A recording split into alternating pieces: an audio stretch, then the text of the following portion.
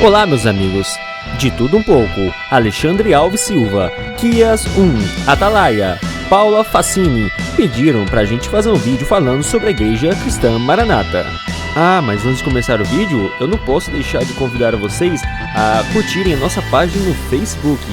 Então agora vamos falar sobre a Igreja Cristã Maranata. Vamos lá! Olá! Pediram pra gente fazer um vídeo falando sobre a ICM, Igreja Cristã Maranata. É uma igreja muito conhecida no Brasil, principalmente no estado do Espírito Santo. Tem até uma certa semelhança com a CCB, que é a Congregação Cristã do Brasil. Fizemos um resuminho aqui, que você vai conferir agora depois da vinheta.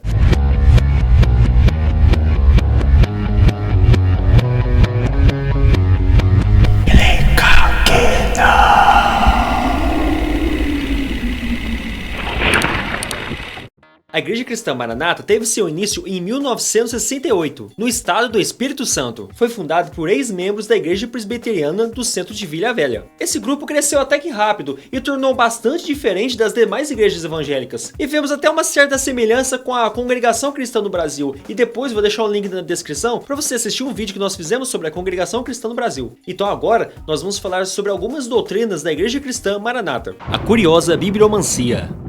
Nós chamamos de bibliomancia a consulta à Bíblia de olhos fechados. E tu abre-se a Bíblia e vai ler um texto aleatoriamente. E tu vai ter nesse texto então uma suposta revelação de Deus. E a Maranata chama isso de consulta à palavra. É o meio com que eles resolvem problemas, para tirar algumas dúvidas, aquisições de bens, trabalho, resolver algum problema até dentro da igreja mesmo. É dessa forma. Aponta o dedo em um texto e ele supostamente vai resolver esse problema da igreja ou até do próprio membro mesmo. Então problemas espirituais, profissionais, de relacionamento, qualquer problema vai ser resolvido dessa forma. A consulta da palavra dessa maneira, bibliomancia. Então assim que eles vão consultar a Deus, né? Nessa forma de bibliomancia. A consulta a Deus é feita dessa forma então. Bom, então para saber se Deus vai aprovar ou reprovar alguma coisa dentro da igreja, sobre algum membro, ou até mesmo sobre batismo, seja o que for, é dessa forma que eles resolvem o problema, nessa tal de bibliomancia. Se você quiser namorar, ou até mesmo casar, ou trocar de emprego, ou comprar uma casa, então o ancião, o pastor, ele vai ler na Bíblia dessa maneira, vai abrir a Bíblia e vai ter revelação de Deus em qualquer texto que ele abrir. Ali Deus vai revelar para ele o que a pessoa tem que fazer. Esse método de resolver os problemas dessa maneira, desse jeito de bibliomancia, esse sistema é muito falho, porque nós já temos a palavra de Deus, e a palavra de Deus é a revelação de Deus. Não precisamos de consultar a Bíblia dessa maneira, mas entender o que Deus quer nos revelar através da sua palavra que já foi escrita. Esse negócio de criar uma revelação divina através da bibliomancia é totalmente antibíblico. A palavra de Deus já está escrita. Nela temos todos os princípios bíblicos estabelecidos por Deus na própria Bíblia, que é a palavra de Deus. A palavra de Deus, que é a Bíblia, é a revelação final e completa de Deus, e não pode ser substituída por qualquer outro tipo de revelação que eles têm criado por aí. Provérbios 30. Toda a palavra de Deus é pura, escudo é para os que confiam nele.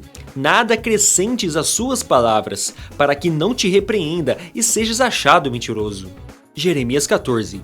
E disse-me o Senhor: os profetas profetizam falsamente no meu nome. Nunca os enviei, nem lhes dei ordem. Nem lhes falei visão falsa, e adivinhação, e vaidade, e o engano do seu coração é o que eles vos profetizam. E também podemos refutar essa ideia nesses textos. Temos que ter cuidado, e muito cuidado, de ensinar algo a alguém através da bibliomancia. Esse método é muito falho, e a chance de você falar bobagem é muito grande, e ainda pode causar muitos prejuízos. O interessante é que muitas seitas têm usado desse método, têm acreditado que o Espírito Santo tem falado através dessa forma. Não é só a Maranata, a própria Congregação Cristã no Brasil usa desse método, que é pregar a palavra de Deus sem a leitura do texto, para saber qual é o contexto em que Deus disse aquelas coisas. Então fazem essas revelações com o mesmo peso, a mesma autoridade e a mesma medida, como se tivesse sido o próprio Deus que tivesse falado essas coisas. Mas não foi Deus que falou essas coisas, foi um homem que teve a suposta revelação de Deus. É como se o pastor tivesse inspirado pelo próprio Espírito Santo e não pudesse errar e nem ter falhas. Ou seja, ele está inspirado pelo Espírito Santo, então tudo que ele falar está correto correto.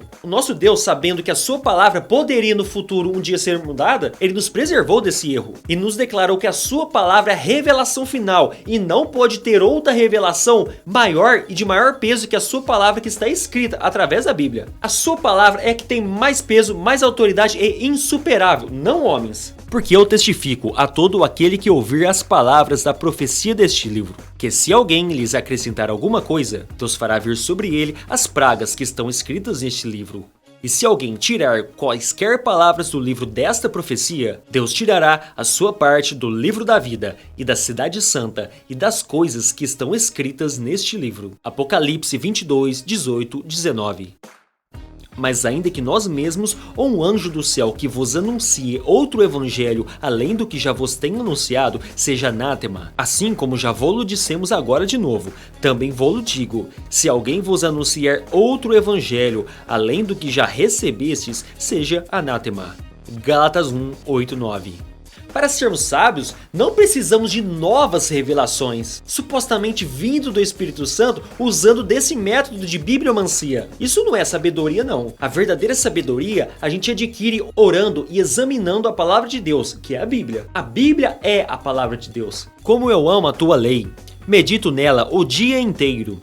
Os teus mandamentos me tornam mais sábios que os meus inimigos, porquanto estão sempre comigo. Tenho mais discernimento que todos os meus mestres, pois medito nos teus testemunhos. Salmo 119, 97 e 99. Porque desde criança você conhece as sagradas letras que são capazes de torná-lo sábio para a salvação mediante a fé em Cristo Jesus. Toda a escritura é inspirada por Deus e útil para o ensino, para a repreensão, para a correção e para a instrução na justiça. 2 Timóteo 3, 15 e 16.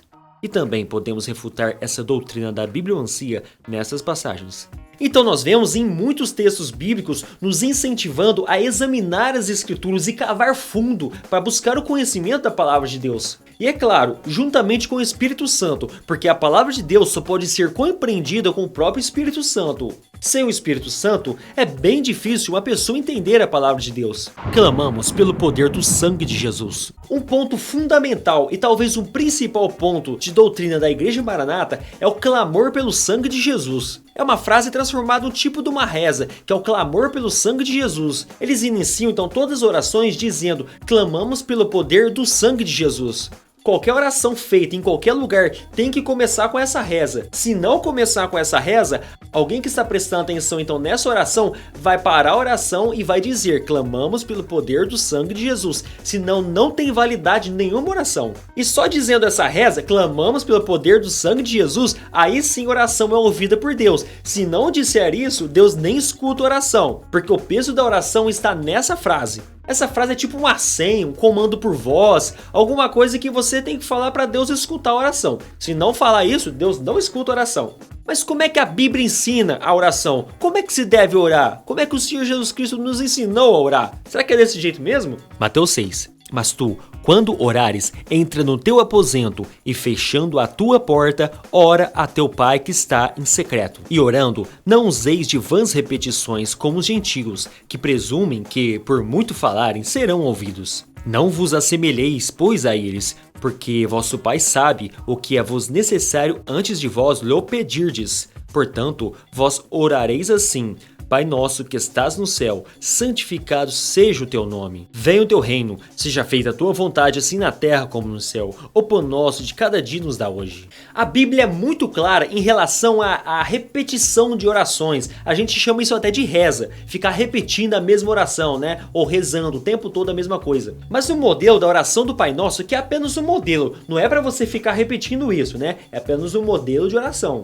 Então vemos que o Senhor Jesus, nesse modelo de oração, ele não fica ensinando uma frase de efeito antes de ensinar a oração, ou em nome do Pai, do Filho e do Espírito Santo. Ele não ensina. A pessoa simplesmente ela vai e começa a conversar com Deus.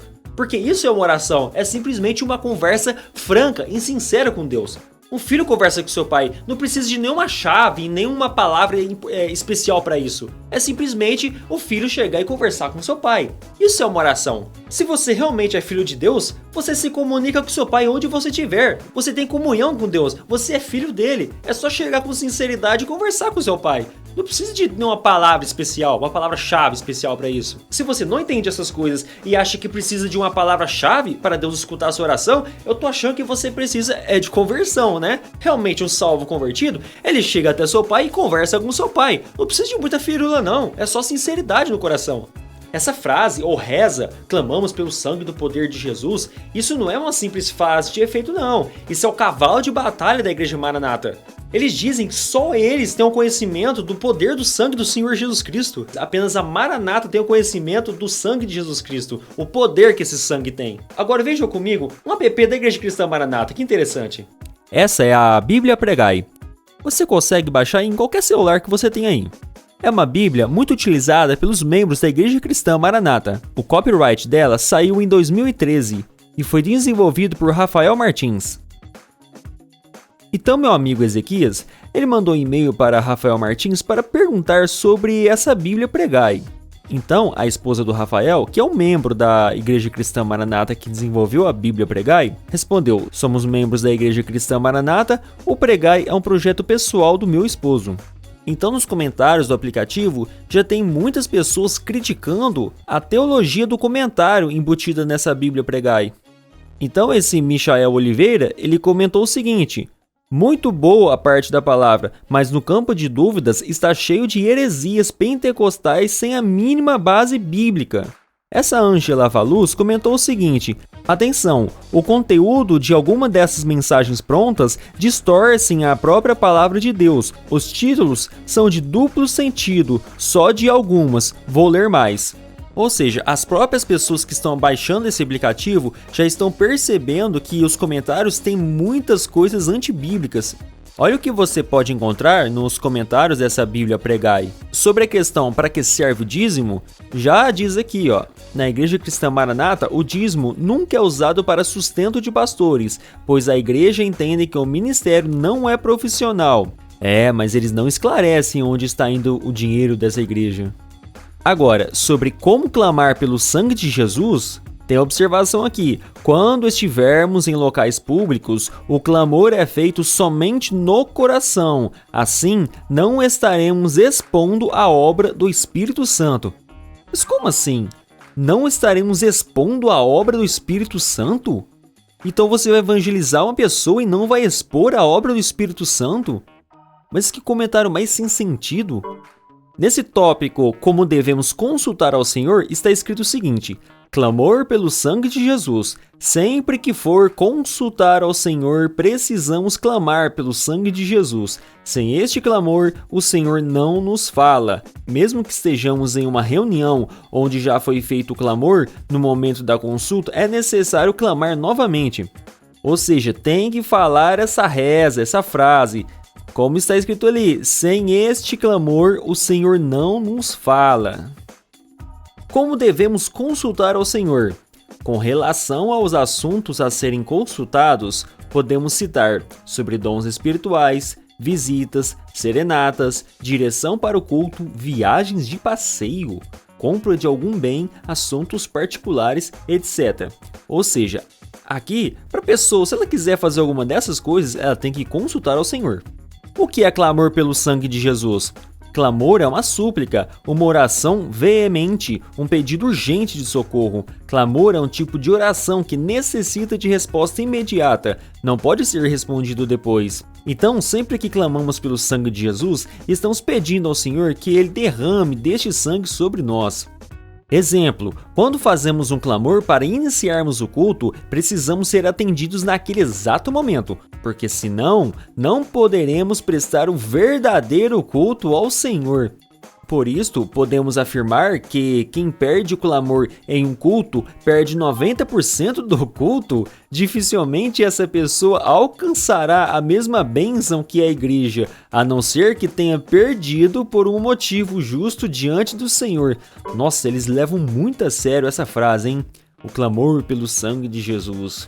Este é o aplicativo Bíblia Pregai, que muitos cristãos da Igreja Cristã Maranata têm usado esse aplicativo para estudos. E se você quiser fazer um teste, então baixe esse aplicativo no seu celular para vocês verem quanta teologia antibíblica que você vai encontrar nesse aplicativo. Momento de busca. Lá na Maranata existe um culto profético que é um momento de busca. É um momento de busca a Deus para saber qual que é a necessidade da igreja, né? Qual que é a necessidade que vai ser falada ali no culto principal. Normalmente, as igrejas têm muitos problemas e o pastor sabe desses problemas. Então ele já estuda um texto que já tem nas escrituras, que é a palavra de Deus, e transmite essa palavra. Mas lá não é assim. Lá eles têm que orar para receber de Deus na hora qual que é a revelação para ser falada ali no culto principal. Então naquele momento o pastor vai saber o que ele vai pregar. Antes ele nem estudou nada, ele nem sabia o que ele ia pregar. Então normalmente quem vai buscar essa revelação ou essa visão é de 3 a 5 membros ou até mais. Esses membros têm que ser batizados na igreja Maranata.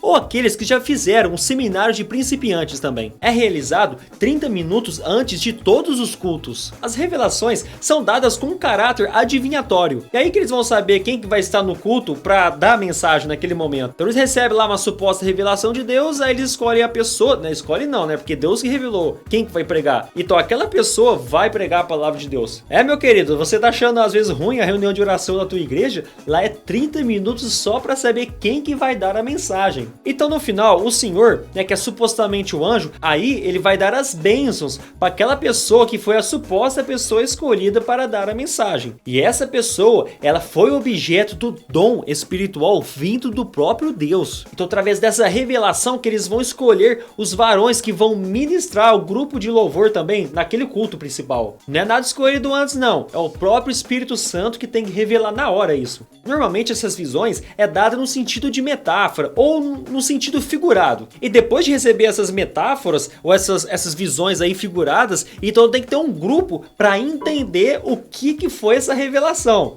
Porque foi tudo uma visão figurada. Agora tem então um grupo para interpretar qual que é a visão. Isso eles chamam de discernimento da visão. Uma pessoa dá a visão, fala de uma forma figurada ou de uma metáfora, então um grupo tem que entender o que aquela pessoa falou, né? E ter o discernimento da visão. Aí sim, tudo aquilo que foi revelado vai ser jogado no culto principal. É uma forma meio peculiar, né? Um culto meio diferente aí do que talvez vocês já tenham visto aí na sua vida, né? Eu mesmo nunca vi nada desse jeito. O mais parecido que eu vi foi com a congregação cristã no Brasil mesmo. Então é nesse caráter adivinhatório que eles vão descobrir quem que vai pregar e quem vai louvar e quem que vai orar, tudo no culto principal. É dessa forma. E nesse momento eles dizem que é o dom de Deus. Deus escolheu aquela pessoa para dar a mensagem. Foi o próprio Deus, o próprio Espírito Santo, pelo clamor do sangue de Jesus Cristo. Aquele varão é uma ferramenta do Senhor e tudo que ele falar naquele momento é o próprio Deus que escolheu para que ele fale. É bem interessante mesmo. Essa religião é bem parecida com a própria congregação cristã no Brasil. Lá na CCB é assim. Então lá o irmão chega lá, né, para os cooperadores e fala assim: ô irmão, a palavra tá com você? Aí ele responde: não.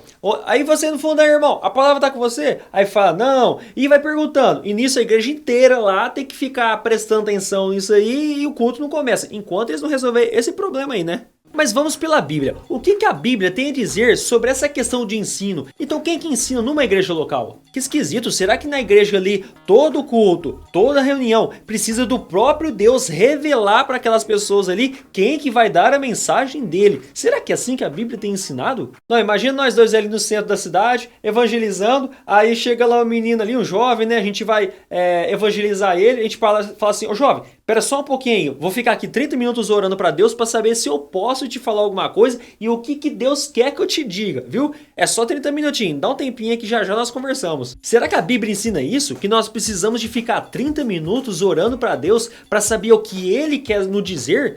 Né? Se Deus tem que nos revelar alguma coisa? Será que na Bíblia está escrito isso? Que precisa de orar 30 minutos para escolher alguém para essa pessoa nos revelar alguma coisa de Deus? É isso que a Bíblia está escrito? Eles dizem que não precisa de ter teologia ou ser mestre na letra. Não precisa de ser mestre na letra. Eles dizem dessa forma. Porque para eles a letra mata, mas o espírito vivifica. E no sentido que eles entendem, a letra para eles está falando sobre estudar a palavra de Deus. Mas nós sabemos que a letra está falando sobre as tábuas da lei, sobre as leis. Ninguém é salvo por guardar a lei, mas sim por ter um entendimento espiritual, por ser salvo do nome do Senhor Jesus Cristo. Ter o Espírito Espírito Santo em si. Isso é, a letra mata, mas o Espírito vivifica. E nesse texto de 2 Coríntios 3:6, eles não sabem nem interpretar. Também parecido com a congregação cristã no Brasil. É bem parecido mesmo. A letra mata, mas o Espírito vivifica. Na visão deles, então a letra é ter conhecimento bíblico. Para eles, a pessoa tendo conhecimento bíblico,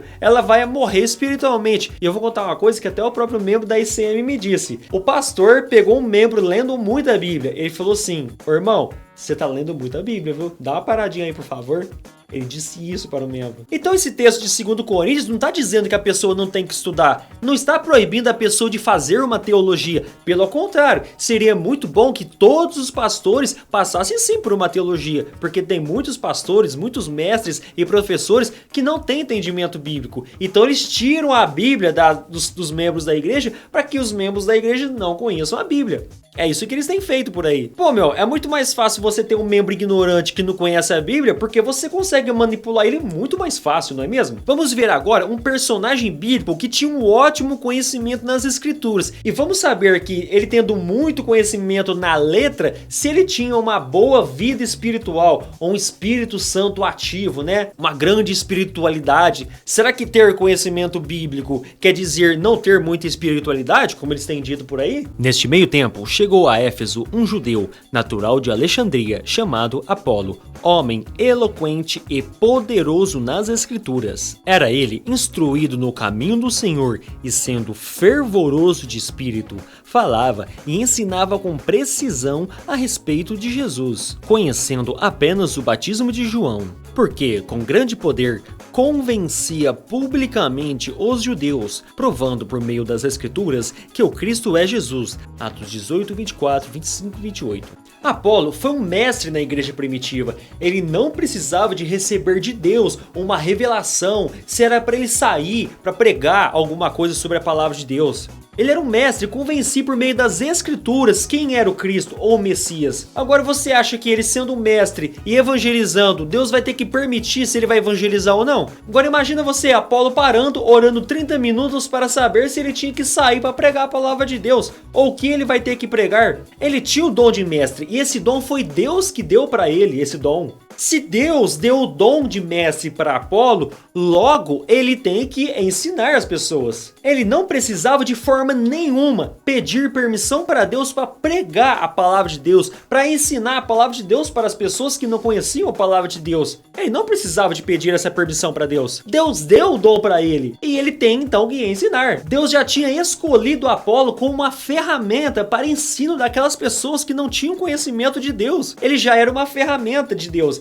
Então não precisa de pedir permissão para fazer o que Deus destinou a que ele fizesse. Deu para entender? Ou seja, uma pessoa que tem um dom de ser mestre, ele tem que ensinar. Uma pessoa que tem um dom de pastor, ele tem que pastorear. Uma pessoa que é obreira, ela tem que trabalhar na obra, não tem que ficar pedindo permissão para Deus. Ela já foi destinada para isso, ela já é uma ferramenta do trabalho e do ministério de Deus. Fica uma coisa meio esquisita, fora de lógica, não fica não? Vamos a outra passagem. 1 Coríntios 12. A manifestação do Espírito é concedida a cada um, visando a um fim proveitoso. A uns estabeleceu Deus na igreja, primeiramente apóstolos, em segundo lugar profetas, em terceiro lugar mestres, depois operadores de milagres, depois dons de curar, socorros, governos, variedades de línguas. Como nós vimos no texto aí, Deus já estabeleceu na sua igreja mestres, e esses mestres estão aí para ensinar a palavra de Deus. E não precisa de pedir permissão para Deus para exercer o dom que o próprio Deus deu para essa pessoa. O pastor, professor, mestre, uma pessoa que prega, o pregador, se ele tem o dom de pregar, ele tem que pregar. Esse é o dom dele. Se uma pessoa ora pedindo orientação para Deus para saber se ele tem que pregar, essa pessoa na verdade tem que parar de pregar, porque ele não deve nem ter um dom de pregar. Realmente, se um mestre ele tem um dom de mestre, ele vai saber qual é a necessidade da igreja. Agora, você aí, pergunte para si mesmo, como é que tá a pregação do seu pastor, do seu professor, a sua escola dominical? Tá te edificando? É realmente a palavra de Deus? Meu professor da escola bíblica tá pregando realmente a palavra de Deus? É o que Deus está transmitindo mesmo? Ou tem alguma coisa esquisita ali? Não é bem o que eu estou lendo, não. Você já leu o contexto daquele texto para saber se realmente é o que o professor tem te ensinado? Você está sendo edificado pela palavra de Deus na igreja que você congrega? Se você está tendo algum problema em relação a isto, ao pastor te ensinando, ao professor te ensinando, então você faz o seguinte, vai até o seu professor, até seu mestre ou seu pastor e converse com ele. E diga para ele qual é o problema. Às vezes você vai ajudar a ele até estudar mais, porque de repente, esse seu pastor, esse seu professor, ele nem tem um dom de mestre, ele não tem nenhum dom de ensinar. Pode ser que o próprio Deus não deu o dom de mestre para essa pessoa, então é por isso que ele não tem sido um bom professor. Ajude seu pastor e a tua igreja, faça isso. Um membro da igreja não tem que também só ficar cobrando, também tem que ajudar, tem que auxiliar. Então ajude a igreja que você está reunindo ali, conversando essas coisas ali com o seu pastor ou com o seu professor.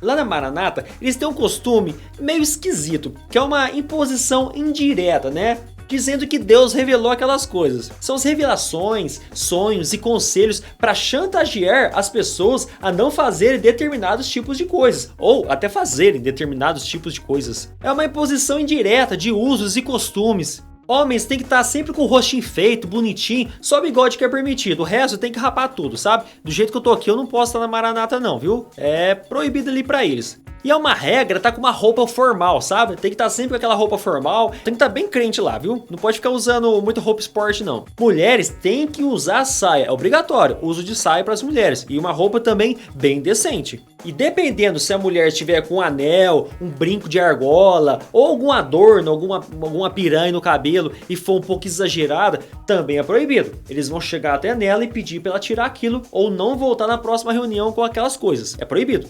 Olha que interessante, os membros só são considerados espirituais se alguém tiver revelação e dizer que aquela pessoa é espiritual. Fora isso, ela não é espiritual, é um membro lá qualquer, mas ele não é espiritual. Ele só pode ser colocado em alguma função, seja qual for a função, se ele for espiritual e se alguém revelar de que ele é espiritual. Aí ele pode estar na função. E vamos lembrar que ele tem que ser batizado na denominação, na Maranata. Se vier de fora, não pode. E os membros, eles têm que respeitar esses usos e costumes, essas regras da Igreja Maranata. Se não respeitar essas regras, está desobedecendo a própria palavra de Deus. É, isso aí mesmo. O Espírito Santo revelou essas coisas e não pode desobedecer. Se eles encanaram com o seu serviço aí, que é um serviço que tem muito crente lá, eles mandam se sair. Vai falar que é o Espírito Santo que disse isso. Interessante que eles querem aparência de servo, né? Tem que parecer bem crentão mesmo, né? Bem bonitão, crentão. Mas olha o nível de hipocrisia desses pastores. Dá uma olhadinha o que aconteceu com alguns pastores aí da Maranata. Você vai ver agora aí. O presidente da Igreja Maranata e 3 pastores foram presos hoje de manhã. Eles são acusados de intimidar testemunhas da investigação que apura desvio de dinheiro na igreja. A sede da Maranata fica aqui no Espírito Santo. A investigação do Ministério Público começou no ano passado. As prisões realizadas pela Polícia Federal começaram bem cedo. O atual presidente da Igreja Maranata, Elson Pedro dos Reis, foi preso em casa, na Praia da Costa, em Vila Velha. A polícia permaneceu no local por mais de 2 horas, até a chegada do advogado Sérgio Carlos de Souza, que não quis falar com a imprensa. O ex-presidente, líder e fundador da igreja, Gedeu Tigueiros, também foi detido na Praia da Costa. Nem chegou a sair de casa porque recebeu o benefício da prisão domiciliar por ter mais de 80 anos. Também foram presos os pastores Amadeu Loureiro e Carlos Itamar Coelho. As prisões aconteceram em parceria com o Ministério Público Estadual. Também foram cumpridos 7 mandados de busca e apreensão. De acordo com o Ministério Público, as 4 pessoas presas estariam intimidando testemunhas e também responsáveis envolvidos na apuração do caso. As intimidações estariam prejudicando a apuração dos trabalhos, que investigam vários crimes cometidos dentro da Igreja Maranata, como estelionato, falsidade ideológica, lavagem de dinheiro, tráfico de influência e desvio de dinheiro público. A cúpula da Igreja Maranata está sendo investigada pelo Ministério Público Estadual e Federal por conta de um esquema de desvio de doações de dízimos, falsificações de documentos, ocultação de bens da igreja, entre outros crimes. Em novembro do ano passado, várias pessoas foram afastadas da instituição. Na operação, denominada Entre Irmãos, 26 pessoas foram consideradas suspeitas. De acordo com o Ministério Público Estadual, o desvio pode ultrapassar os 21 milhões de reais.